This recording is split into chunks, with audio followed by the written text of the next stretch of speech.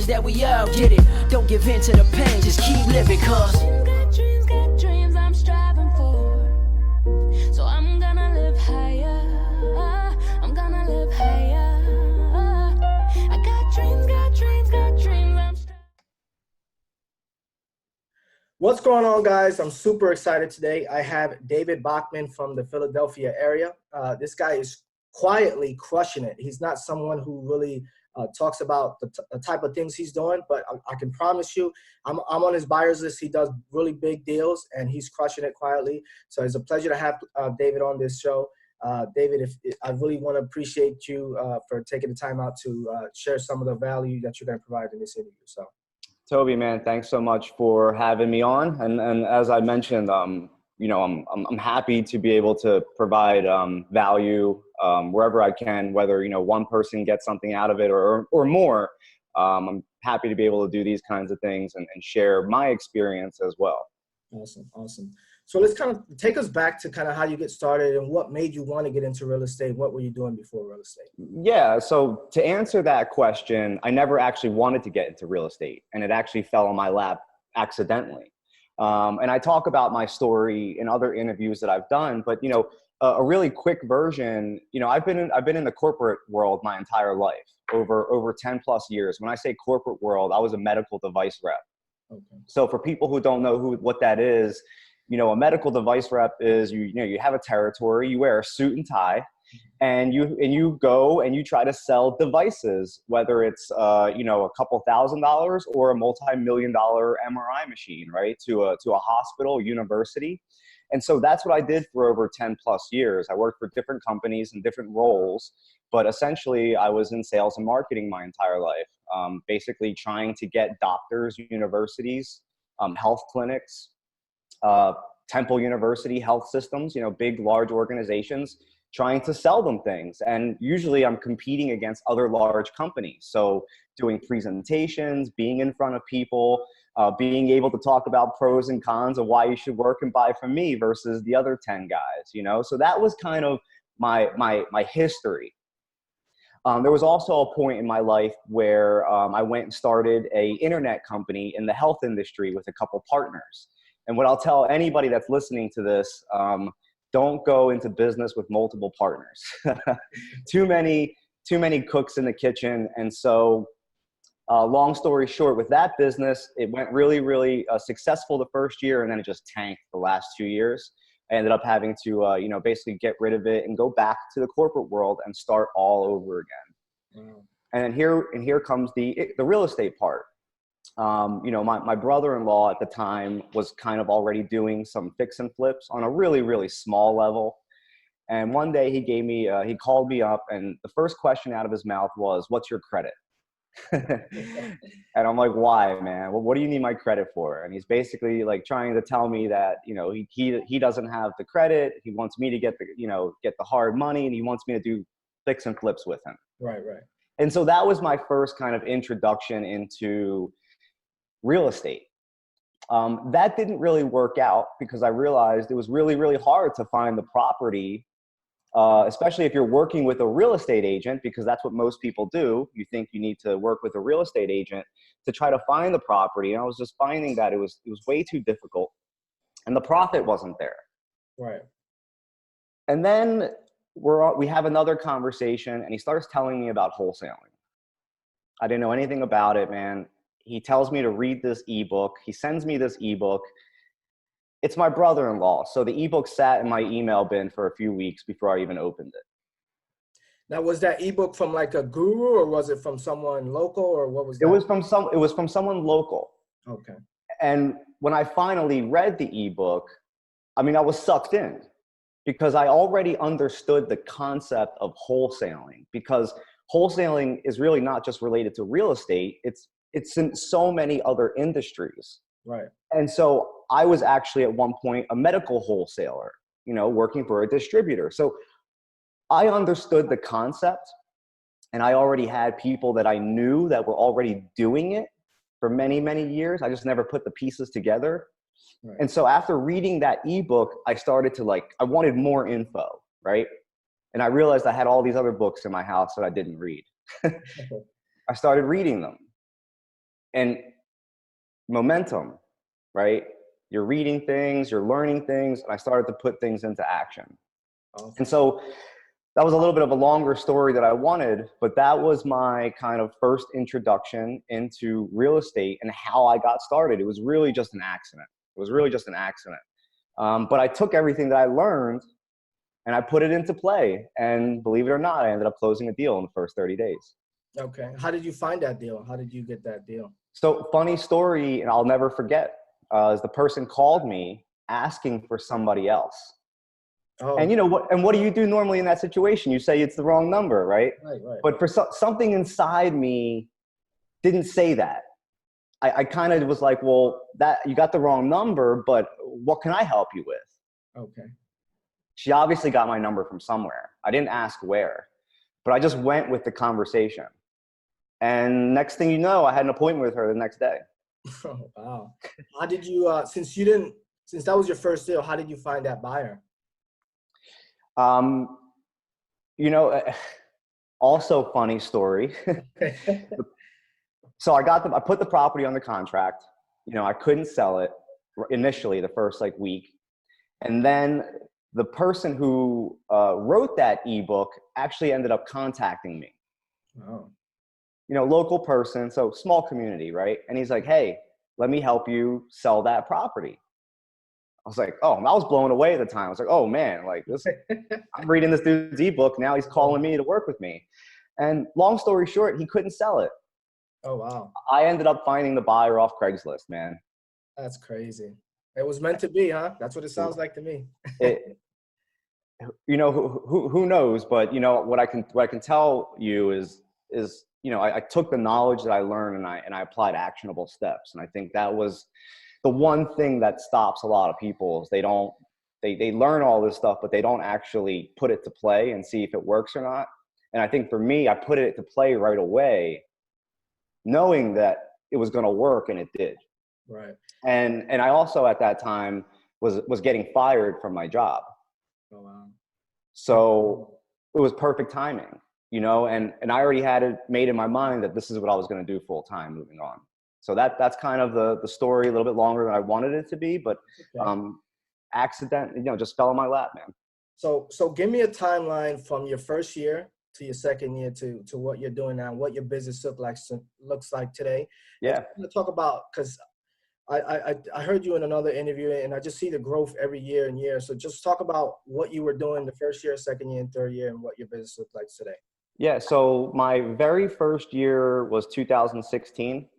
I closed a total of 8 or 9 deals and a total real estate volume of about like 800,000 in real estate. Okay. That was my first year. I did everything myself. I mean, from fielding the phone calls to follow up to acquisition to selling, the whole 9 yards. Fast forward to year 2, we closed 48 deals. So big jump from the 8 to 9 deals. A total sales real estate volume of 10 million. Wow. I have a full-time acquisition manager that I brought on board halfway through that year. Now going into 2018, which we just finished up, we closed just under 50 deals. Also the exact same roughly sales volume, but the team is obviously growing from that point. So, you know, now I have a full-time acquisition manager, I have a VA, a couple part-time, you know, cold callers, and I'm investing more into the business. Right. I also have a couple flip projects that I'm working on. So I have one in the Fishtown area and one in Graduate Hospital. We're also offering, starting now, actually today, we just launched it. We're now offering, you know, hard money, bridge loans, fix and flip loans, small money loans, and merchant cash advance. So the goal for me for this year is to kind of create a boutique style all-in-one shop for investors. You know, not only can we sell them a property, but we can get them the financing that they need for the property. And then afterwards, if they need to rent it out or to sell it, my acquisition managers are all agents at this point. Okay. So, we can now list those properties for them as well. So that's kind of what my business looks like right now. I am focused heavily on wholesaling. And as you know, I do more than just residential. I do commercial, multi-units, develop raw land, turnkey properties, basically anything and everything that is real estate related can be wholesaled. And, we try to get our hands on that stuff. Awesome. Yeah, I do want to talk about that, the commercial deals, but I want to back up just a little bit. So you said 2016, you did about 8-9 deals, and then the next year you just exploded to 48 deals. So what do you think made you, how were you able to scale that fast and pretty much 10x your business or whatever the amount is, but you went from 8 to 48. What did you do between that year to explode, to get that type of growth? Yeah. So I think, one of the main things, like when I first learned about wholesaling, I did my due diligence. I didn't just start because I learned some stuff. I went and, I dug deep. I went to a couple real estate meetups to see who else was doing it. I did my online search to see what other companies were doing it. What I realized is that there were a lot of people doing it, but not a lot of people treating it as a business. Right. Yeah. And so wholesaling actually has nothing to do with real estate. It has everything to do with sales and marketing, but more so marketing.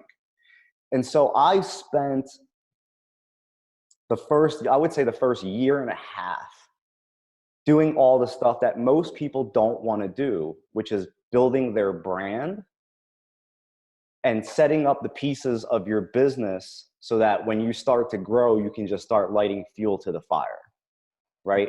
So I'm doing all the things that you need to do to run any business every single day, because that's the world that I came from. I came from, the corporate level where you had a CRM, whereas in our world, people don't even know what a CRM is, or they're just learning about it for the first time. Right. So all the tools that a lot of the gurus talk about, like you need to follow up and you need to have a CRM system, like those are not new concepts. So I think for me, it was really easy to go into a new industry and bring with me all the skill sets and all the tools that I had from all my previous, professions, including the internet business that I had. Most people don't even know if Facebook ads work, right, in our industry. But I came from the internet world, right? So I knew the importance of building an online presence. Okay. I would say that's the first thing. The second thing I would say is that I built a good reputation just by doing the right things. I think what people don't realize is that, yes, the real estate world is big, but the people that are actually doing the deals, it's a small world and everybody knows each other, right? Yeah. And so, if you're the guy who just cares about making the most amount of money and you screw some people over here and there, that's gonna come around. And so I don't conduct business that way. So one thing that I'll tell you, out of my sales, out of the 48 or the 49 deals that I closed, half those deals come from referrals. Wow. So half is coming from my marketing.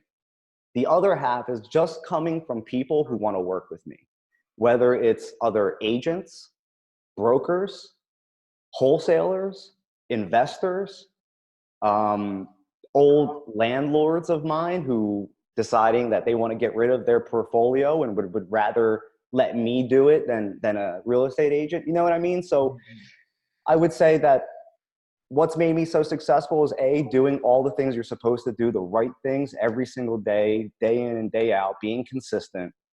And then your word is everything in this world. Yeah. Right. And the way you conduct business and the way you treat people goes a long way. And so I believe in treating people good. I think there's enough room at the table for everybody to make money. And so when you do the right things, good things come. So I think those are the main things that I contribute to my success. And then also, just to add, I don't think that I would be where I am today if it wasn't for all the personal education and continuing development that I've been doing over the last few years. Right. Yeah. I think everything you touched on is exactly right. I think, like you said, it's a big industry, but people know each other, so word gets around quickly. If you don't want to build a bad reputation, because then you're going to be blackballed. Yeah. So let's talk about some of these land deals, commercial deals you do. So I know you don't have a lot of it. You've only been in the business 3 years, but what made you want to get into commercial real estate? Because for someone who's never done real estate, to jump into commercial, I guess it's just a self-limiting belief. It's kind of it's a different type of deal you're working with and a different type of buyer pool. So Yeah. talk about how you were able to dive right into commercial and then, close some deals doing that. So I'll tell you another story, but just to answer what you just said, it is a self-limiting belief. You wouldn't believe how many investors I talk to that have been doing this for a long time, wholesaling specifically for a long time, but just residential, and they have no idea what to do with a large multi-unit or commercial. So it doesn't make sense to me because if you understand how to run comps, you can pretty much run comps on anything. Right. So it kind of baffles me a little bit, but how I got into commercials also by accident. Somebody introduced me to somebody that was selling a commercial property.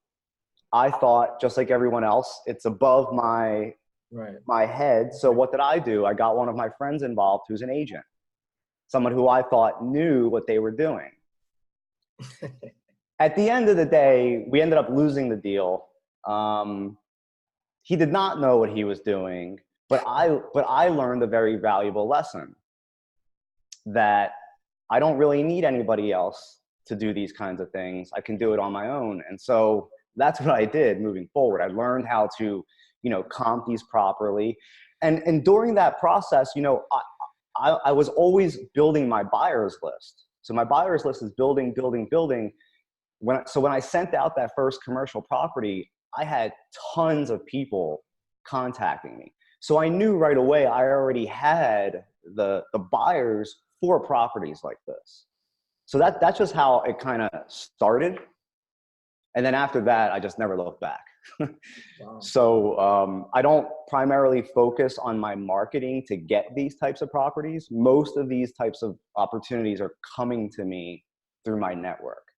Oh, wow. Okay. Yeah, I would say that every single one of the larger deals that I've sold have all come through my network. And to add to that, I know you do some raw land, you do like vacant lots and you do new construction. So talk about that, because I know Philadelphia is going through a lot of development. There's a lot of areas, pockets where they're doing a lot of new construction, multifamily, and these big development deals. So talk about that as well. Yeah, I mean, Philadelphia is one of the hottest zip codes in the entire United States, right? So there's land deals going on everywhere. And so once again, I've kind of made myself the go-to guy for these off-market deals. What I have found is that a majority of the people who own these types of properties, the sellers, they don't want their stuff listed on the MLS.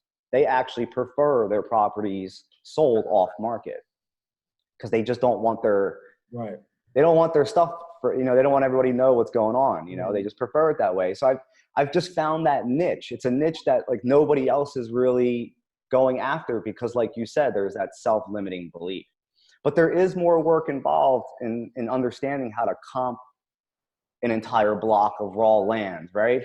What's that worth? What's it worth with the zoning and the permits? And what's the resale value for what you're going to build? I mean, yeah, there's a lot more work involved, but the compensation is well worth it. Some of these commissions are over 6 digits. Yeah. So all these deals you're selling to developers, or? They're all going to developers. Sometimes there's agents involved, but yeah, every single one of them is going to large scale developers. Yeah. Last year at one point, I had pretty much every developer like texting me on a weekly basis, trying to find out, what was the next deal coming. Because I had sold some pretty big pieces in some really nice areas, and so it put me on the map pretty quickly. Let's put it that way. Like you said, I've only been doing it 3 years, but I've been able to get myself out there. Without getting myself out there. Right. Exactly. You know what I mean? Yeah. He doesn't really, guys, he doesn't really post what he's doing, but I promise you, he's doing big things. He's doing a lot of commercial deals and new development deals. So let's talk about, as far as from a marketing standpoint, what's working for you now? Is it direct mail, SEO, PPC? Can you talk about what's working for you right now? So when it comes to marketing, man, the way I look at marketing is there is no like one source, because what do you do when you're all in on one source and that source goes away, right? Anybody that's listened to any of my interviews, you will hear me say that I am all in for like online, but it doesn't mean that I don't do everything else. Right. You know, I think it all works. It just, you know, what's working the most. For me, you know, my strategy is I like to wake up in the morning and have inbound leads. Okay. Right. Personally. Right. So and also not for anything, it's 2019, right? And so yeah, everyone and their mother is online. And so that is the strategy that I have decided to go for long term. Okay. So yes, I do SEO, I do PPC, I do Facebook, Instagram ads, and I've been doing all of that since day one. Okay. Now it's evolved over the years, you know, hiring different companies and things like that. But that has always been my strategy. But with that being said, you know, I do direct mail. I've done newspaper ads. I'm going to be doing radio soon. So I've tested all different kinds of things. I've done some cold calling. But really my main strategy is online for sure. Yeah. Yeah. I think like you said, you just got to go in all in with what you think is going to be the future. And I think I agree with you. Online is 2019. So everybody's online. Everything is done online. So that's a great strategy. Because and the reason I asked that is because I know some Philly wholesalers, they do a lot heavy direct mail. And I know the response rate has gone down dramatically across the country. So, yeah, you know. you know, for me personally, I don't want to compete with the guy who's sending 50,000 mailers, right? It just doesn't make sense for me, you know, from a business standpoint. And there's no right or wrong way to do it. I just say that whatever you're going to do, make sure you do it consistently all day, every day. Right. You know, but that is my strategy from a marketing standpoint. Okay. And obviously as I continue to grow and expand, my budgets for all that continue to grow and expand. Gotcha. So talk about what percentage of deals are wholesale deals, land deals, commercial deals. What percentage is strictly wholesale single family? What percentage is commercial? If you had to give me a number on that. You know, I've never actually broke it down that way as far as like how many commercials versus residential or raw land. I would say that at this point, I'm closing one large commercial deal a quarter. So maybe, and that is really the goal, you know, is to close anywhere from like 5 to 6 large commercial deals per quarter. So, you know, last year out of the 49 deals, there was probably about, you know, 3 or 4 large commercial deals. As far as land is concerned, I wouldn't be able to tell you how many lots we've sold, but I would say, you know, at least a dozen or so per year, if not more, because there's still so many opportunities in Philadelphia, as you know. But what I have sold, my second year was 2.5 blocks total. So I know that much so far. So total, I wouldn't be able to tell you. But I do know that our bread and butter is still residential homes. Okay. So to piggyback off that, what's your average assignments fee more or less on your wholesale deals, single family residence? Yeah. So when I take all our fees together and we average it out, right now we're averaging about $10,000-$11,000 per deal assignment. And we're averaging about $40,000 to $50,000 a month in fees. Okay. So that's what it looks like now. Right. And, you know, depending on how you want to build your business, that could be great for some people. You know, you can leave it at that and stop, or you can keep going, you know. But one thing that people don't realize is that you hear these large numbers in fees, you know, 40, 50, 60,000 a month. Don't forget that I'm still paying an acquisition manager. I'm still paying marketing expenses, rent, you know, all that stuff. So there's there's still a good amount of expenses every month as well. But we're growing, and there hasn't been a month that has gone down yet. Yeah. I'm thankful for that. I'm glad you touched on that, because I think a lot of people see it online. They see all these checks. Yeah, I made 50, 60, 70,000, but they forget, or they're not mentioning that they have all those expenses. That marketing costs, especially for the guys that are sending 30, 40, 50,000 in direct mail pieces, that costs a lot of money. Then they have to pay the guys who are to sell the deals, and they have to pay the guys. So what you net, it's not what you might think it is, Yeah. Some people have large teams. You hear a lot of people in the guru space saying, remove yourself from the business. You got to have this person, a transaction coordinator. Now all of a sudden you got 5 people you have to pay. Is it worth it? Do you need that? Right.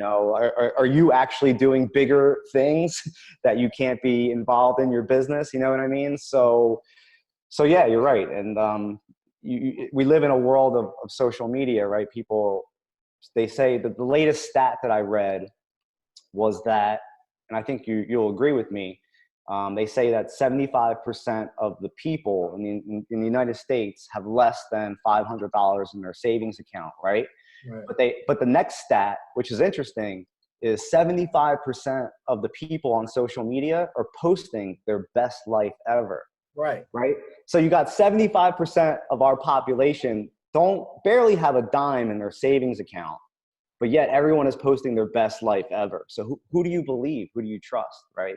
Yeah. So it's an interesting world that we live in right now. Yeah. And just to kind of piggyback off that. Yeah. I think people online, I think social media has done a disservice, because people only post, it's like their highlight reel. They never talk about all the bad things that are going. It's only all the good, and people get it confused and they think they're doing so well. But like you said, 75% only don't have $500 in their bank account. So It's a crazy world we live in. But so let me ask you, is there anything, knowing what you know now, is there anything you would have done differently when you first got started? Anything you would have done differently, if any? Honestly, no. I believe in slow and steady wins the race. I think it's a mentality. I got into it knowing that I wasn't going to be rich overnight. Right. And I think that's where, a lot of people get into this thinking that, they're going to start closing deals on day one and they're going to make all this money. That's just not the case. I don't think anything I would do differently. I think actually it's been a storybook kind of last 3 years. I literally did not expect this in my life at all. Right. I told you I was totally in a different place. This just literally fell on my lap. Right. And I can't sit here and look you in the eye and say that, I am passionate about real estate. Like this is what I want to do, but what I will tell you is that it's allowed me to use my skill set in a way that I can live life on my terms.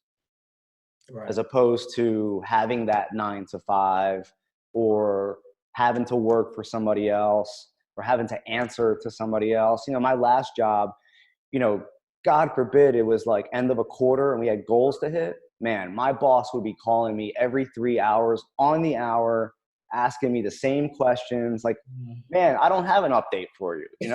If the deal was closed, I would have called you, So to be out of that life and to be out of that whole world, the rat race, I wouldn't change a thing.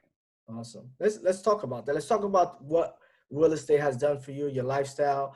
We'll talk about some of the things that you've been able to do. I know you just recently had a kid. So talk about what you've been able to do as far as your time, and I'm sure you're able to do anything you want to do at any point in your life. So talk about that. I think that I wouldn't have even had my daughter or been in the relationship if it wasn't for real estate. I was at a point in my life where, I basically thought I was just going to be single forever. and I was kind of getting okay with it. I was like, all right, all my friends are married or getting divorced. and I just was at that point in my life, but I was finally able to get rid of the debt that I had, because I just turned 39 years old, to give some people some perspective. My entire life I had debt, credit card debt, student loan debt, so first off, real estate helped me pay that off. for the first time in my life being debt free. And then prior to when I just had met my girlfriend, she's my girlfriend, we're not married yet, and we do have a baby. But when I had met her, like I just said to you, I thought that I was going to be single forever. But that year allowed me to travel with her and spend time and do things that I would never be able to do if I had a job. Right. Yeah. And that blossomed into a beautiful relationship. She's not even from this state or this country. We just happened to meet by accident, but she ended up moving in. Okay. And we ended up getting pregnant right away, of course.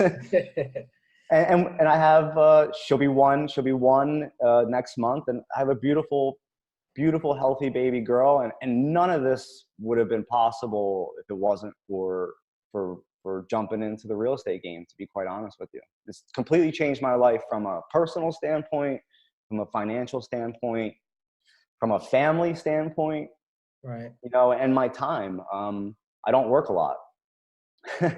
You know, people say this whole world is about like hustling and working hard. And I'm totally against that. I'm like, work smart, not hard. Anybody can work hard, right? Mm-hmm. So I use my time wisely, and I get to spend time with my baby and watch her grow. And I think there's nothing more important. People talk about spending time with their family, but they're at work all day long. Right. I'm actually at home, you know, with her, watching her grow and watching her walk and watching her feed herself and all that stuff. So what else could I ask for? That's awesome. Yeah, that's amazing. Can you talk? Yeah, since you said you don't work too much, but can you talk about what your daily day looks like? You know, what when you wake up, what do you do as far as business standpoint, and talk about that for a little bit. Yeah. So I've never really been a morning person, but now that I have the baby, you know, we're pretty much forced to be up early in the mornings. But I usually use the mornings either for one of two things, either for myself through meditation, or go to the gym, or reading, or maybe journaling. So there's that part of the morning, and then the other part of the morning is spending time with my two girls, you know, my girlfriend and my baby. So that's the most important thing is the morning. So it's either fitness first thing, some type of personal development, coffee first, but those things followed, spending some time, and then I'll usually head to the office a little bit to get a little bit of alone time, you know, and catch up on a little bit of work and stuff like that. But that is basically what my mornings have looked like for the last 3 years. So prior to the girl and the baby, mornings were all personal development. I wouldn't even open up the computer until, you know, 9, 10 o'clock. Awesome. But I believe in, you know, spending time on yourself, both physically and mentally, and strengthening those things. Excuse me. And that's usually the time for me. Awesome. As we kind of wind down here, last couple questions here. So where do you, what's your 1, 3, 5 year goal on a broader scale? Talk about that, what you want to do in next year and then 3 years. As far as your company, what do you want to do? Is it something that you thought of that far ahead, or is it something you take year by year? You know, man, honestly, this is probably going to sound crazy, but I don't really believe in like 3, 5, 10-year plans, especially in business, because things are changing and evolving so fast, especially in today's world. But what I will tell you is for the next year, kind of what I mentioned in the beginning is creating that one-stop shop for investors. Okay. You know, not only can we sell the property for them, but we can also get them financing for the property. We can also resell the property. So how many ways can we generate revenue off a lead or off of a buyer? And that's, you know, these are all services that they're asking for, right? So it's not like we're just creating something out of the blue. We're just doing it all boutique style. So I think that's really the goal. Okay. And growth as well. I mean, I struggle with it all the time because I came from a world where we're always chasing numbers and the next quota and the next, right? So for me, it's kind of like, how much money do you need to make? What, you know, when I was in my 20s, I needed to make millions, but my mindset is different now in my 30s. And so I don't need the yacht and the jet and the Bentley. I just want to be comfortable. And so do I need to do 80 deals? Do I need to do 150? Do I need to do 200? I don't know what that is yet. So I'm in the process of determining how big do I want my team. I don't know if I want 5, 6, 7 people underneath me. Yeah. I can do the same thing as large teams with small teams. Right. You know, I've already done more with just 2 people than most real estate teams. Right, that's a good point. Yeah. So how much is enough? And I'm really looking in myself to try to determine what that is. So I would say that's my goal for the next year, is to streamline, continue to grow, maybe add one more acquisition person, but then also look within myself to see, you know, how much more I want to build this business. I would like to get it to the point where I can remove myself a little bit so that I can work on some other things. Awesome. As well. So that might be year 2 and 3, right? Where I'm looking to maybe do some bigger things. Okay. But I would say I have the blinders on right now and I'm staying in my lane. I think a lot of people lose focus and they start to go into different directions that don't work. Right. So for me, it's stay in my lane, and if I see an opportunity, I'm definitely going to take a look at it for sure. Yeah, it's definitely something I struggle with. You know, you've heard the term shiny object syndrome. That's definitely, you know, that's just me. It's just, I see this opportunity. It sounds great. Let me take a stab at it. And guys, that's the worst thing you can do. Like he said, like David said, you need tunnel vision. You need to not get distracted and just focus on that one thing until you master it and do very well with that. And then you can try to do something else. So what book recommendations do you recommend? I know you talk a lot about self-development. So any book recommendations? Oh man, there's so many, but you're talking to somebody that literally didn't read a single book. Well, I would say up until like 3 years ago, man, I maybe read like a handful of books cover to cover. And in the last 3 years, between my Kindle and audiobooks, I've crushed over 60. Wow. And I will be honest with you, I have a horrible memory, meaning like I can't remember everything, you know, like I don't remember movies, I don't remember like books, but I'll usually get at least one thing out of every single book that I can remember. And so like I always tell people, like, that's 60 new ideas I didn't have before. But going back to recommendations, I just finished David Goggins' new book, Can't Hurt Me. Oh, wow. If you guys don't know who David Goggins is, I was recently introduced to him maybe about like 6 or 7 months ago. But his interviews and his YouTube interviews are outstanding. I mean, the guy went through Navy SEAL training 3 times. He ran a 100-mile marathon on broken legs and then did another marathon like 3 days later. I mean, the list goes on. And he just talks about being able to do all these things through your mindset. Right. And it's just so crazy how all of us are leaving stuff on the table. And so I recommend that book. There's another book that I just finished. I don't remember the author, but it's called The Slight Edge. And it basically talks about, you know, just doing the right things every single day. And over time, like, you know, it happens for you, you know? So I really, those are the 2 books that I just finished. But man, I have so many good recommendations. I'd be happy to send you more if you want. But those are the 2 that I just finished, and they were great. Yeah, I actually read The Slight Edge. It's a really good book. It's similar to the another book called The Compound Effect. It's to that. That's the beauty of it is, you know, like all these books have the exact same message. They're just delivered differently, you know, but they all have the same message. Right. Just do the shit that other people don't want to do and do it every day. Right. And it's like, it will work out for you. And the people who do those things, it works out for them. Right. Sure, yeah. So, but those are great, 2 great books for sure. And I know you mentioned David Goggins. I actually, I watched the interview of his, and then it kind of made me want to get into him. And I read the book. He has another book where he's kind of like a part of the book. He's not the author. It's called Living with a SEAL.